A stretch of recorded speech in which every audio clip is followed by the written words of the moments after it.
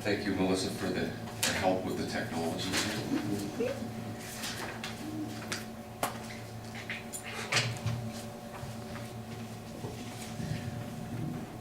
So thank you very much, folks. It's always a pleasure to talk about Canadian Mist. We did, in fact, celebrate our 50th anniversary this year, and I would like to thank Joan, who, she went over there, for the opportunity to be here and the invitation. Joan, as a retiree, did attend the ceremony in the summer, and not only picked up compliments of the day, but a guest speaker as well, so she's always working for the club. I guess the other thing, thanks for that wonderful bio, but won't get the impression that I really can't hold a job for very long.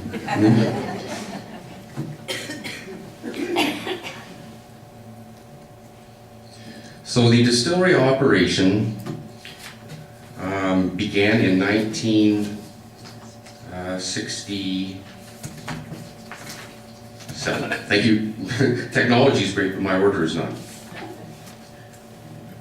So first, once again, I'd like to thank Joan for her opportunity to be here. Joan, you might want to look at that. I don't think you've seen that picture in a while. And also we have Paul Black and Pat Sullivan. Pat is our finance and administrative manager at Canadian Mist right now, and Paul is a retired person from Canadian Mist after just about 30 years, and he was our quality control supervisor, and he was the manager of the safety program. Paul and Pat have kindly brought some artifacts, some memorabilia from the plant, so that after the presentation you can come up and have a closer look at some of the older days. So yes, we had a wonderful day in August out on the lawn, beautiful marquee tent. That is actually a cake. The whole thing is a cake. So we asked our students to carve that. I wasn't going to take a stab at it. So we had a wonderful day, beautiful weather. We were piped in to open the day. Because it was during the day and during the week, during the day, several people were obviously working, but we had well over 50% of the Ben Gorham Highlanders pipers and drum band, which was wonderful entertainment. And here we are. That's our game today. We are 32 people. So, there's the beginning, exactly. The Americans in the late 50s fell in love with Canadian whiskey. And that was the primary driver of expansions for Canadian whiskey production across Canada, and also the construction of at least 2 new ones. Barton Distilling saw this opportunity. The brand Canadian Mist had been around since the early 60s, but they were purchasing their whiskey and decided that they were going to invest in a production facility of their own. And so they chose Collingwood, but you would wonder why. The product is intended to go to the United States, but Collingwood's not near the border. The highways at the time weren't really that good, and as we know from recent weather events, you can't be guaranteed that things are going to arrive on time or leave on time. So there was a financial motivation. The government of Canada provided an incentive for industry to locate in this area. And Barton Distilling took advantage of that, as did NACAN, LOF Glass, TRW, to name a few of the industries that were initially motivated to come up here. For Barton, though, and for any distillery, the motivation for being in Collingwood is, sure, it was great to get a tax relief for a little while, but the most important thing is Georgian Bay. If you think of where distilleries are or have been, Gooderman Worts, McGuinness Distillers, and Gilbey's all located down on the waterfront in Toronto because of the fresh water supply. Hiram Walker's is on the Detroit River. Corby's is on the Moira River in Corbyville. And so Collingwood is probably on one of the nicest bodies of water here on Georgian Bay. So that was really one of the prime drivers. In fact, we, when operating full out, which we are today, are consuming 300,000 gallons of water a day. And less than half of that is actually going into making the product. We use it for process cooling and for condensing of vapors so we can capture those wonderful products off of our stills. So the engineering firm, Canadian Engineering out of Hamilton, were the design engineering firm for the plant. And Ken Pollan realized that there's an opportunity here because the initial construction was just going to be the beginning. And so he formed the company Kenburn Construction and hired a gentleman by the name of Bill Wood to manage it, and he hired a gentleman by the name of Ed Nicholson to manage the construction sites. So he was the on-site supervisor. And so there's the beginning of the operation. On the left, you'll notice that there's a very young Ron Ralph. Ron was part of Barton organization before he sort of jumped tracks and came with Brown-Forman when they bought it. So this small print here is basically the announcement from Lester Abelson from Barton Distilling that they are launching their brand new state-of-the-art production facility in Collingwood. It was sized to produce 3.8 million proof gallons, which in Canadian terms is about 8 million liters of absolute alcohol, so liters of pure alcohol. Contrast that to the 20 million that we can produce today, but it was the beginning. And here was our modest beginning.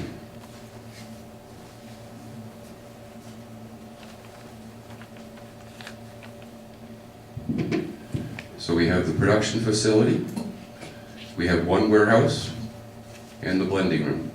And tucked over here is the office.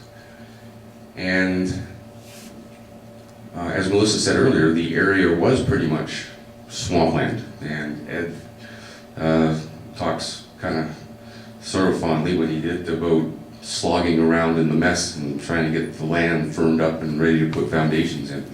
So it was developed land, but it was a bit of a mess to start with. And as you can see, in those early days, it was still a mess.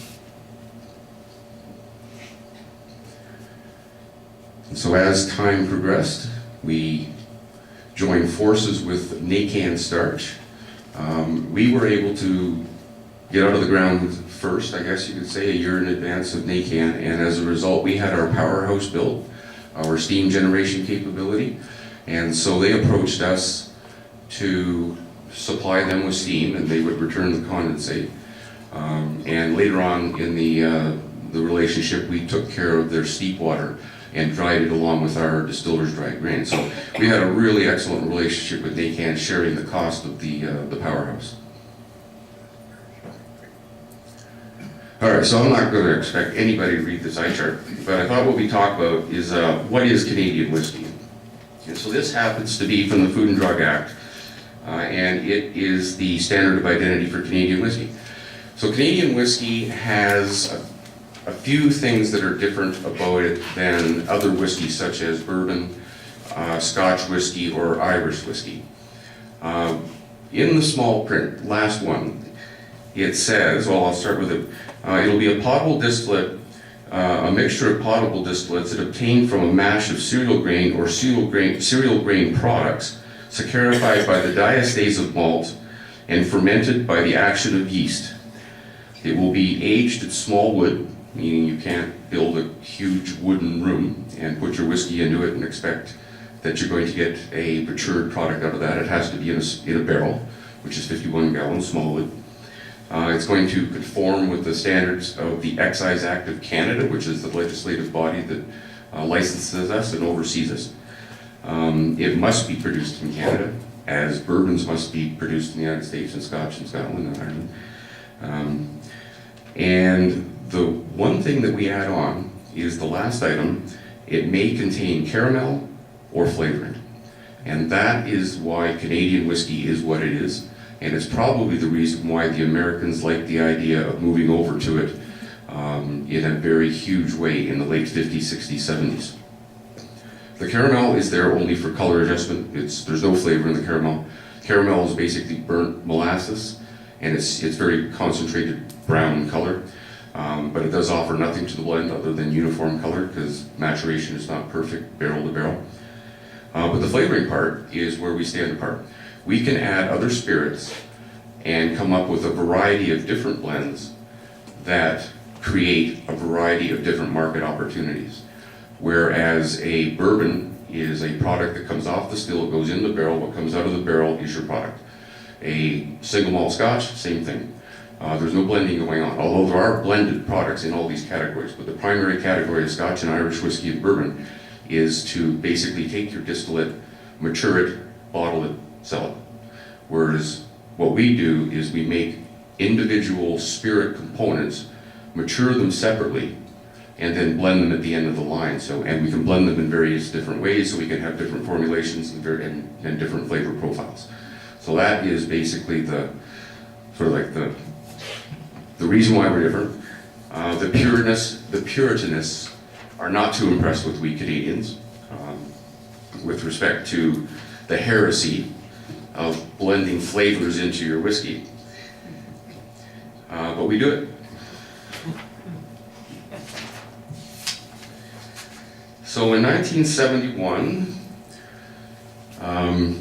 along comes Brown-Forman. This is actually the very first distillation set, what we call C1, column set 1. The column on the left is the beer still, and that is where the mash is separated from alcohol and water. The next column is a purifying column, and what it does is remove a group of alcohols called fusel oils, which are the higher molecular weight alcohols, and then that product is then refortified up to about 95% alcohol on the third column, which is the rightmost column. That is again a significant difference in what makes Canadian whiskey Canadian whiskey. The removal of those fusel oils make the product a much lighter and much more approachable if you're not looking for the full-bodied taste of a bourbon, for instance. So the presence of the fusel oils is what gives those products the strong wood character that we generally associate with them.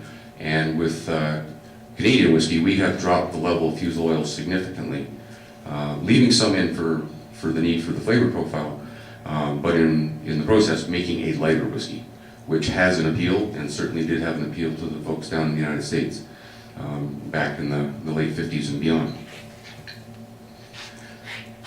So here is our high-tech pneumatic control panel. That's the 1968 version. Things are very different nowadays, but in the day, that was state-of-the-art. So in '71, this is an announcement from Barton again, that they are selling the entire facility to Brown-Forman Distillers Corporation, Louisville, Kentucky. Their head office is in Louisville, Kentucky. Their facilities now are all around the world. But Brown-Forman saw the opportunity to grow this market. Brown-Forman already had a strong presence in the whiskey business, having several bourbons of their own. Pretty much a North American company at this point, not yet gone global. And I guess this was one of their first forays into operations outside of the United States. So as a result, the boom time in the 70s saw a lot of construction going on, saw Ed Nicholson very busy. So we started, we took our one warehouse. So see, we're just getting around to building the fourth. Complete the block of 6. Now this is a winter shot, so it's not readily apparent, but here's 2 more. So there's the block of 6, here's 2 more. And in the foreground is the beginning of what will be a 4 warehouse complex, because our insurance underwriters were getting concerned that this building structure was housing too much inventory all in one connected structure. And so in the event of a catastrophic fire, there would be a catastrophic loss. So to partially mitigate that, the Raglan Street complex was begun, and we continued through the 70s, by the end of the 70s, to complete that 4 warehouse block.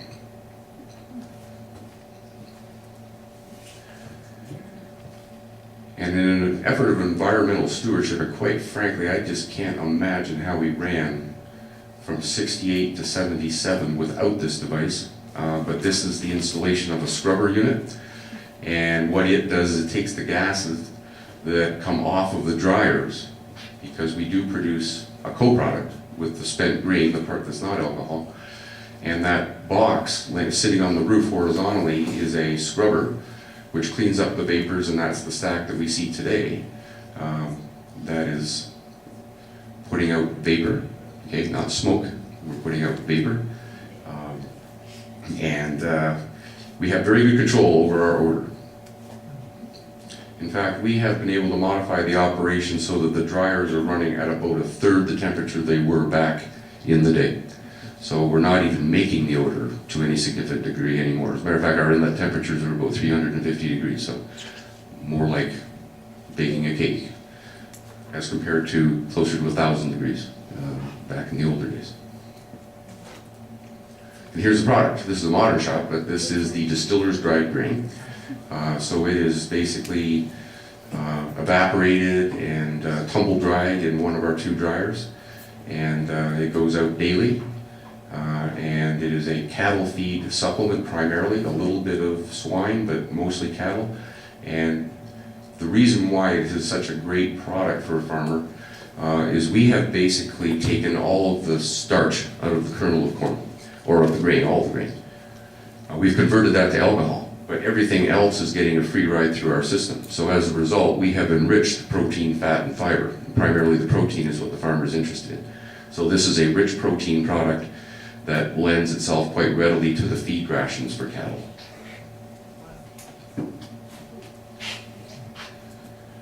As the demand grew, so did the need to enhance and expand the equipment. So there was an expansion of our fermenter room from 12 fermenters to 20. Paul, check me on that. 12 to start? 12. So the fermentation capability was increased. All the while warehousing capability is being increased. New distillation system went in, so this is sort of a rugged looking shot of our C2 system. This more than tripled the capacity of our distillation operation. And we were therefore filling up and filling up and filling up barrels in warehouses. This is kind of an interesting shot. This is, we are a palletized operation, as you can see. This is different generally in the industry. Most of the warehouses, the barrels are stored horizontally and rolled on racks or ricks. So we were able to use the more modern technique of palletizing and moving our inventory around with a lot less labor and a lot less injury. So this is one of our warehouses. We modernized the handling of our barrels so that these palletized barrels would pass across this machine. Because the barrel has come to us from an operation that was side stored, there is no hole in the head of the barrel. Okay, the hole is only in the side or in the bilge for the bulgy fat part. And so this machine can put a hole in the head of 4 barrels all at the same time. It can fill the barrel, it can withdraw the contents of the barrel, and it can refill the barrel. So we are in a very small space doing all of our barrel handling across this machine. This machine has evolved many times over the years. Control systems, safety systems have been put on, and we now do have basically a state-of-the-art barrel handling for a 4-barrel operation. Newer operations that are being built are seeing pallets that hold 9 and 16 barrels. So you can imagine how massive the forklifts are to move those around. And as a result of the growth in the industry, we had to grow our ability to blend. And so throughout the 70s and the early 80s, we were increasing our tank capacity. So I mentioned Ed Nicholson. This is about the time, now Ed had basically been involved in every construction job that went on at Canadian Mist through Kenburn Construction. The whole family has a connection to Canadian Mist, as it turns out. Bill Nicholson, his son, or in December known as Santa, joined the fold, following in his father's footsteps, and joined the construction business and worked alongside his dad. And as a matter of fact, Bill and Ed put in I'm pretty sure the last 3 tanks, they put the footings in for those tanks themselves. Carol Nicholson is married to Brian Shell, who was now retired from Canadian Mist as our plant electrician for more than 30 years. Further down the family line is Connie Nicholson, who's a principal in McQueen View Paving, and their company took care of laying acres of pavement down as we expanded our facility. And last, and probably the best for me, is my life partner, Kathy Nicholson. And so she wasn't able to be here today, but I'm going to throw out great thanks to her because she's the reason why the PowerPoint is put together. I'm challenged at these sort of things. It would have taken me days. So down the rails went many millions of gallons, forming many millions of cases of whiskey. The peak period was in the beginning of the 80s, with the record-breaking year of 4 million cases of Canadian Mist being sold. The majority went down rail, 60%, and then trucks took care of the hills and valleys at that time. Since that time, we have lost the use of rail, and as a result, everything is going down the road by trucks. So in 1981, we crossed a milestone of filling our 1 millionth barrel. And Pat, I'm going from memory, because you quizzed us at the 50th dinner about what barrel number we are at today. Am I close there? At 3.5 million? Yeah, it's over that. You said, okay. Yeah. All right, so life continues to be good. Unfortunately, the plateauing began in the 80s. The demand was still good, but the double-digit growth started to fall off to basically year-over-year similar volumes. Still needed to invest in the facility, still needed to expand the facility, which was done again. But I guess the romance period was over, and we were starting to see basically a flattening of the demand for Canadian whiskey in the United States. So that led to the decline. So unfortunately, all good things do come to an end.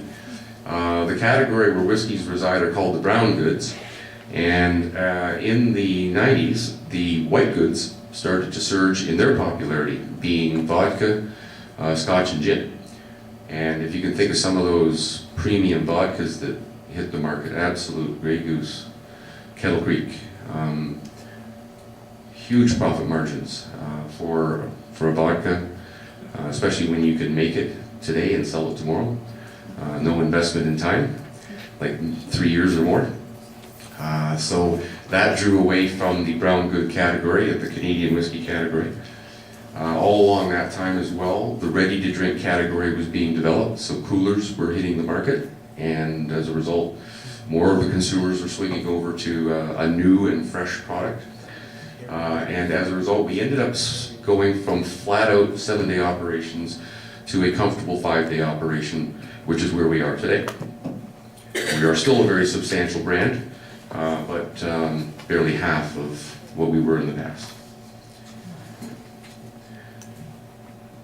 Because we can blend flavoring agents in, Canadian Mist did not produce its own flavoring whiskey until the year 2000. The flavoring whiskey was produced for us by one of our affiliates in Kentucky, called Early Times Bourbon Distillery.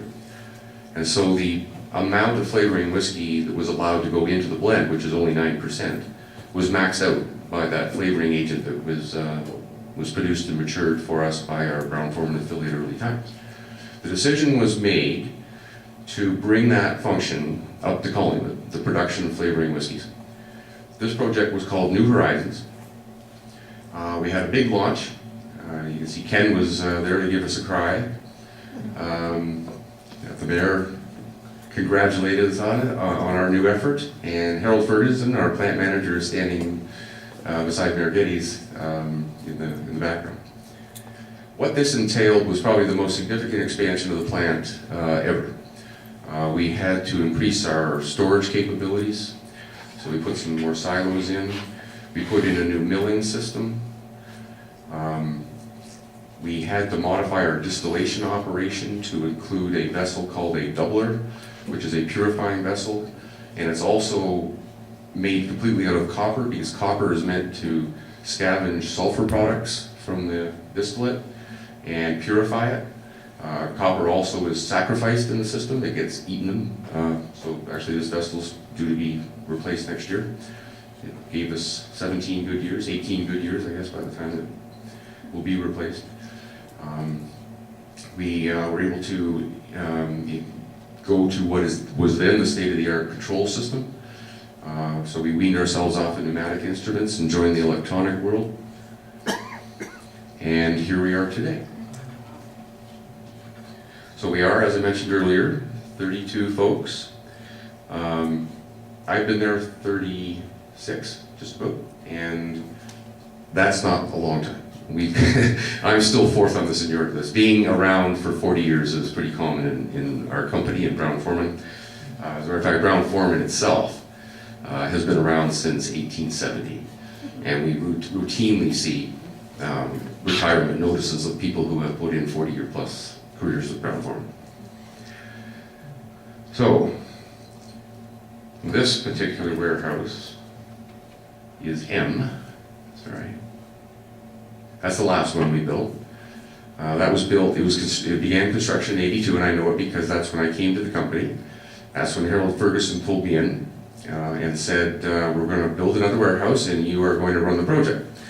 And I looked at him and said, as a 24-year-old biologist, are you kidding? He said, you are the warehousing manager and this is your job. So the reality of the situation was, I learned about how to build a warehouse. I did what Ed Nicholson told me to do, and I kept notes. And it was a wonderful experience. There's a gentleman now retired, also a 40-plus person, Jim Childs. He was, he started off on the production floor and ultimately became the executive director of global productions, Jim Childs. And Jim Childs, when in the 90s people were saying, what's going on? Why are the brands sinking? Where's this going to end? And he said, you know what? Don't worry about it. It's just a 30-year cycle. And so if you think Prohibition, now mind you, that was a false economy that was generated but in the 20s. Another boom in the 50s. And now we are sitting on the rise of the brown goods again in the form of premium expressions. And so we're looking forward to another few decades of great products. Brown-Forman recognizes this and has invested significantly in its whiskey production capabilities around the world. They are truly now a global whiskey producer. In Ireland, this is in the last 5 years alone. They have purchased a facility, they're building a facility in Ireland on the Slane Castle property to produce premium Irish whiskey. They have purchased the Ben Rioch facility in Scotland to carry on the fine name of their premium Scotch products. Jack Daniels has been expanded significantly to meet the growing demand. Now mind you, they're beyond 20 million cases now. Brown-Forman recognizes the value of knowing where the barrel came from. And it is the most important thing in producing matured products, whiskeys. And as a result, Brown-Forman has 2 cooperages, and they've just built their second one recently. And so Brown-Forman actually owns the mills that cut the wood. They have control over the curing of the wood, which takes over a year, the making of the barrel, and where that barrel goes, and how many times that barrel can be used. So we are vertically integrated with the most important aspect of making a whiskey. So a new cooperage was built. And here in Collingwood, we have recently launched Collingwood Whiskey, and along with it, we've had a couple of line extensions. The Collingwood 21, although short-lived on the market because we only had 53 barrels, was a 21-year-old product.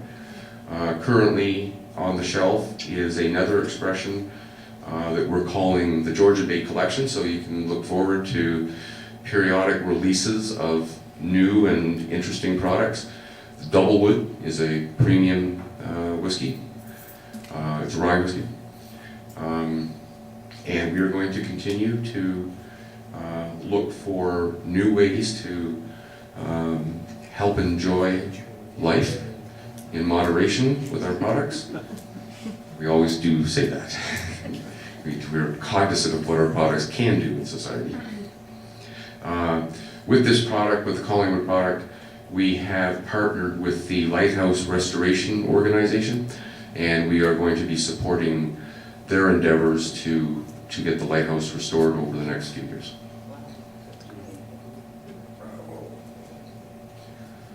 So, here it is, the Collingwood Distillery. This is where the journey begins. You're welcome to come and sit on those comfortable couches. And drink? Well, we are licensed, that's true. We have a license to serve. We don't generally do that. We did used to provide tours, and we still do by special arrangement provide tours. But it just got to the point where the liability associated with having the public go through a plant that was not designed for tours, it just was not a good thing. And so public tours have been discontinued, but we do them fairly routinely by special arrangement. What is their daily output now? In what units?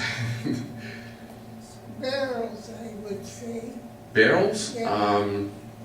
Okay, in the course of a year, we'll handle over 70,000. The warehousing operation is pretty much running full out for 49 weeks of the year, so I'm not really good at math in my head, but I know we can fill 600 a day, we can dump 600 a day. Is it all? We're not called upon to do that every day. Is it all go to the United States? Oh, no. As a result of the decline, and thank you very much, appreciate that, I did skip over a point. As Canadian Mist did decline, Brown-Forman's sought additional customers. And so we now are a custom producer for a variety of companies around the world, and we ship to Japan, Spain, Belgium, all over the United States. So we have a very solid production schedule and a very good customer base. Now, of course, Brown-Forman's our favorite customer. They write the checks, paychecks. But yes, we have developed our surplus capacity into supplying other facilities. Yes, sir. Can you comment on the spelling of whiskey? Sure. Everywhere else they put an E on the end, or EY at the end. Canadians are the only ones who do not put the E in the name. And can I explain why that is? I do not know. Paul, Pat, you guys ever heard the reason? Joan? Yes, please. I think it's only in Ireland they add the E. Everywhere else it's basically without the E. No, in the US it's got the E as well. The US have the E? Yep. Yeah. Mm. Oh, maybe it's only Ireland that has just the Y then. I know this, I was reading about it in Wikipedia. Yeah, that might be. Oh, okay. All right. So. And I think it's only Irish whiskey that takes the E out. That's it. Okay, so Irish and Canadians. Very good. Hi.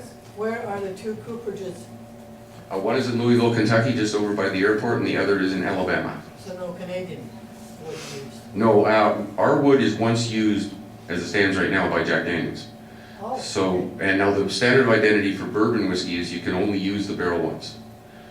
So it's, well, if you compare the size of Jack Daniels to the size of Canadian is, we have an endless supply of fresh wood. So we can have a very aggressive retirement policy. What happens to the old barrels? They go on to other facilities. We routinely ship to Scotland while they refurbish it. We ship to South Africa, a little bit to the Caribbean. And when those markets are not calling, sadly, they become planters, generally.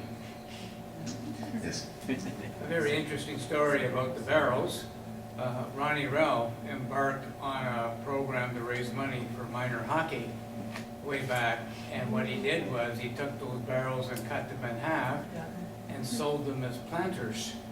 Yes. You might even see them around the town, out at people's driveways, holding flowers. Very possible. Now, a barrel from Ronnie's days probably fallen apart by now. But it is very possible. In fact, we still contribute to the Rotary Club here in Collingwood, making a donation of planters to them so that they can raise funds. I know we have some barrels on the baggage carts at the museum. Ah, And I okay. believe they came from the distillery. We should probably get over there and tap them up so they don't fall apart, because they will dry out. Hi. I've heard that old barrels get used to make in Newfoundland, is that true? Yes, well, we call it swish, Oh, okay. or grogging the barrel. We are the best at it because it is our whiskey. Or you do it yourself? No, Oh. but we know how to do it. And we did make the decision that it wasn't worth our effort to rinse barrels and glean that last little bit of alcohol out. I will say, don't be too greedy with the amount of water you want to put in it. Keep it down. The quality's better when it comes out. Yes. I noticed on your design here, there was a stainless steel tank. It said Government of Canada. I wondered if that were a special product that shipped to Ottawa. Canadian government Oh, right. closed receiver tank. Right. Okay, so the closed receivering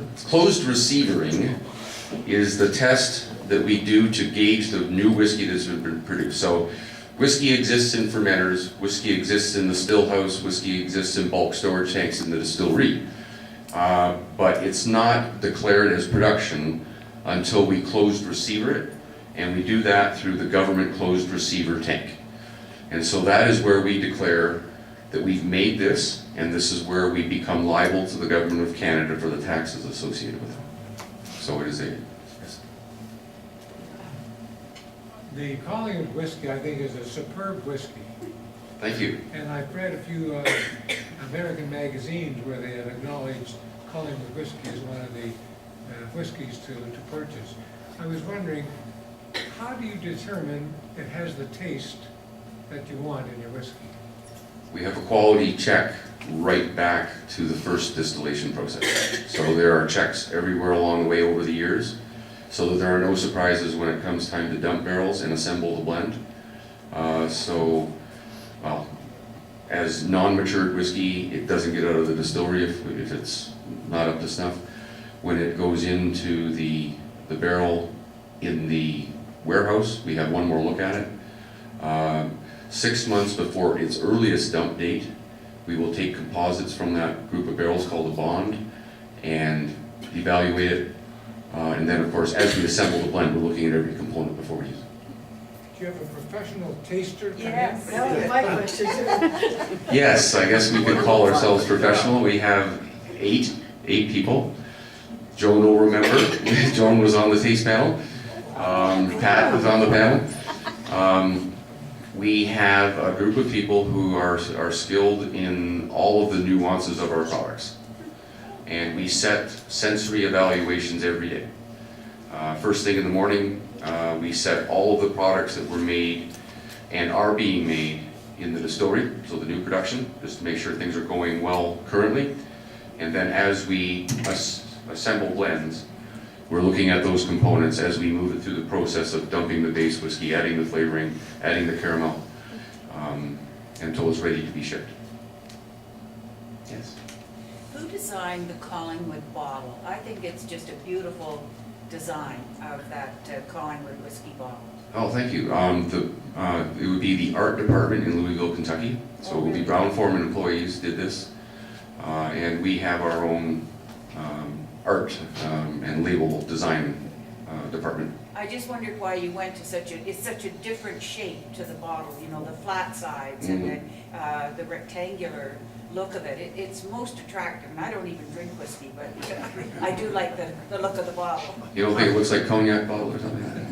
No, it doesn't Or look a like that. deodorant It's stick? unique. No, it is a really jazzy bottle. It It is. pops out on the couple of little things though. When it's on the bar though, the bartender is not going to try to get his hand around the fat side. No. So when he goes back on the shelf, it tends to go back this way, and the customer doesn't get to see. So we should probably put a label on the Makes side. up more space. Yeah, it can. That's true. Yes. Does the Collingwood whiskey, is it labeled the same wherever it goes, or does the name change? Well, not the name Collingwood Whiskey, but the language and some of the government requirements for declarations of certain things. In the United States, there's a Surgeon's General warning label on products. So the label will change to accommodate the consumer requirements of the market, but the name Collingwood Whiskey will never change, not even, like, if it goes to Quebec, it's not gonna be changed to French spelling, it's Collingwood Whiskey, that's the branded image. Yes. Was the rail line used for transportation up until its closure? Yes, yeah, the rail line was very efficient. In fact, that one shot of the tankers there, I think there was 3 in that shot, we had 10. We didn't own 10, we leased 10, but they're 20-year leases. And we basically filled them up as fast as they got in Collingwood and sent them down the line. But then when CN decided they didn't want to participate in the short line, the Collingwood Barrie Railway came on board and they provided fantastic service. Unfortunately, CN got out of supporting the spur, CP got on, very poor service. I'm sorry if anybody's a former employee or current employee of CP, but they missed switches, they raised the price, they made it impossible for the short line operator to survive. And as a result, people fell off the line. The cost of maintaining it was starting to get to be $300,000 a year for Collingwood, for the town of Collingwood's bill. There are 7 bridges, I believe, between here and Utopia. None of them had been maintained, so the cost was going to get huge. And then eventually we became the end user, the only end user on the run from Utopia to Collingwood. The Barrie side was doing fine. And that ends up being illegal because Collingwood is paying to maintain a rail line for the benefit of a single industry, which is called bonusing, and it's not legal. So that's when it was banned. Yes. Are you on the town water supply, or do you have your own water securing? We are on the town supply. Town supply? Yes, we have 2 supplies from the town. The water that we all have in our homes, the filtered water, the xenon filtered water, and we have one that bypasses the filtration because it's going to be for process cooling. It's not going to be potable in our plant. And the reason why that is, and the NACAM facility or the Amazing Blue Green facility and LOF and Canadian Mist have all been given this second supply because we together, at the time the plant was being built, represented 40% of the demand. And to reduce the cost of building the filtration plant, it was more cost effective to bring us an unfiltered supply that we would use for our process needs and keep the, I think we still ended up $30 million for the filtration plant, but it would have been higher had we added 40% volume. Is that used for fire protection too? Absolutely, absolutely. It's wonderful. It's a higher pressure. It's double the pressure of the filtered water that are in our homes. And our fire system is immense. It rings the entire facility in the ground and then, feeds all the sprinklers. So each warehouse has 2 sprinkler systems actually. Is the wastewater hot? And no. By the time it combines with all the flows, if you look down in the basin, it's just sort of steamy. It would be like if you ran your hot water into the sink, and it forms a little bit of a, but it's not. The bylaw does not permit. There's an upper temperature for the protection of the sewer system, and we are well within that. And you go through our sewage plant? Yes.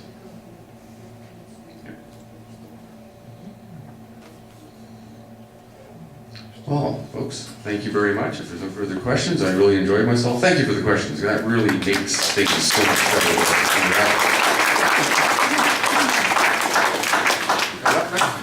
Yes.